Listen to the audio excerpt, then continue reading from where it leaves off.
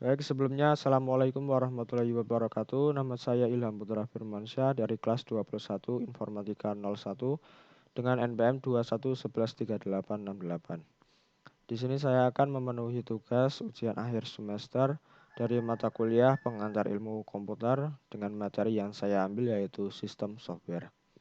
Baik, langsung saja saya akan menjelaskan materi tentang sistem software. Baik, yang pertama apa itu sistem software? Sistem software adalah sebuah istilah generik pada sistem komputer sebagai pengontrol dan mengatur perangkat keras atau hardware pada lapisan pertama, di mana perangkat lunak atau software akan membantu untuk manajemen, memproses, dan mengelola perangkat keras agar berjalan secara optimal.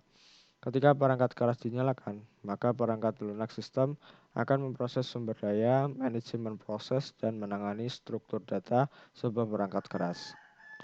Sistem software menangani detail teknis diantaranya yaitu 1. Operating system, 2. Utilities, 3. Device driver, 4. Language translator. Nah, yang pertama yang akan kita bahas yaitu operating system. Operating system adalah kumpulan program yang menangani tugas teknis. Nah, fungsi dari operating system ini adalah yang pertama, mengelola sumber daya komputer, yang kedua, mengkoordinasikan memori, pemrosesan, penyimpanan, printer, dan monitor. Yang ketiga yaitu memantau kinerja sistem, yang keempat penjadwalan tugas, yang kelima memberikan keamanan atau security. Dan masih banyak lagi fungsi-fungsi dari operating system. Fitur-fitur dari operating system yaitu yang pertama booting. Booting yaitu starting atau restarting komputer.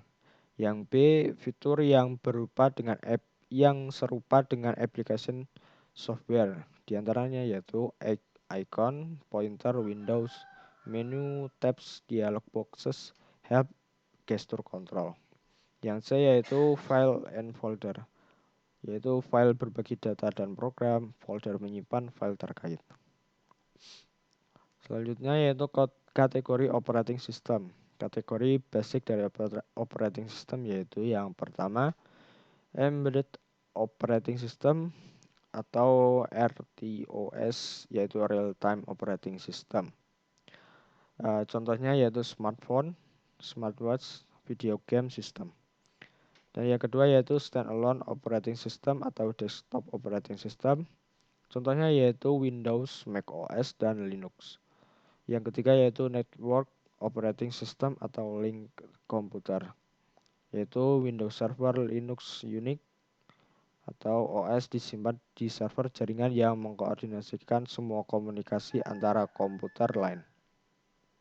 Yaitu selanjutnya virtualization. A. Kemampuan untuk mendukung beberapa sistem operasi pada satu mesin fisik atau physical machine. B. Perangkat lunak virtualisasi atau virtualization software. C. Parallels. Selanjutnya yang kedua yang akan kita bahas yaitu utilities.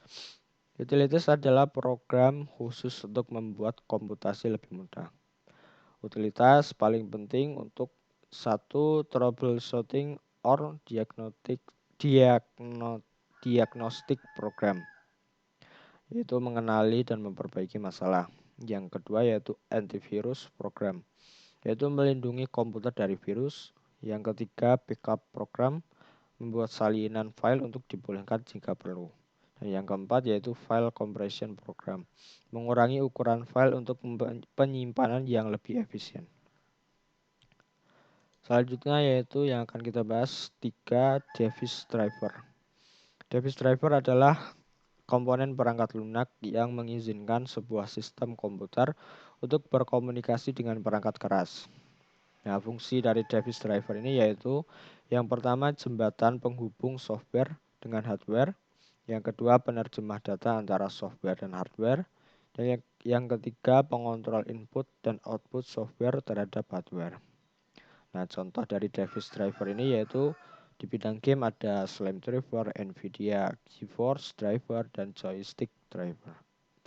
Yang kedua di bidang official yaitu ada printer driver, CD-ROM reader, dan lain-lain. Nah, yang terakhir yang akan kita bahas yaitu language translator. Language translator adalah program yang mengubah statement dari satu bahasa komputer ke bahasa lain tanpa mengubah artinya. Yang pertama yaitu compiler. Program komputer yang membuat program bahasa mesin. Program yang digunakan untuk mengkonversi kode yang ditulis dalam natural language processing supaya dapat dipahami oleh komputer. Compiler digunakan untuk mengkonversi kode. Nah, contohnya yaitu hardware, dapat memahami sebuah bahasa pemrograman yang disebut sebagai High Level Programming Language atau HLL. HLL diterapkan pada program yang berisi arahan, define, atau include. HLL cenderung lebih dekat dengan bahasa manusia namun sulit dimengerti oleh mesin. Sehingga program dengan HLL perlu melalui serangkaian transformasi supaya dapat dengan mudah digunakan oleh mesin. Yang kedua yaitu assembler, program komputer yang dapat menerima instruksi bahasa mesin yang disusun oleh pemakai komputer dan mengubahnya ke dalam bahasa yang dapat diterima oleh komputer. Nah, yaitu assembler menerjemahkan kode dalam assembly language menjadi sebuah bahasa yang dipahami oleh mesin. Hasil dari assembler yaitu file object yang merupakan gabungan dari instruksi mesin serta data yang dibutuhkan untuk menyimpan instruksi tersebut ke dalam memori. Oke, mungkin segitu saja materi yang dapat saya jelaskan dalam tugas kali ini. Jika ada salah, saya mohon maaf. Wabillahi taufik walhidayah. Wassalamualaikum warahmatullahi wabarakatuh.